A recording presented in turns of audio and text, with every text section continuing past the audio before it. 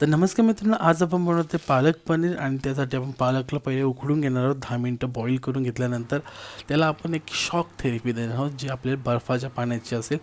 त्याच्यामध्ये colour enhance होतं असं मी पण ऐकलं आहे. सो त्याच्यानंतर आपण त्याला पेस्ट करण्यासाठी घेतो आहे. त्याच्यामध्ये थोडीशी मिरची, थोडासा अद्रक, पुदिना आणि कोथिंबीर ॲड करून आपण थोडंसं पाणी ॲड करून त्याची पेस्ट तयार करतो आहे.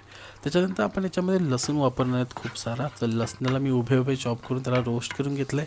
त्याच्यानंतर पनीरचे क्यूब मी रेडीमेडच आणले होते अमूलचे, ते आता रोस्ट करून घेतो आहे.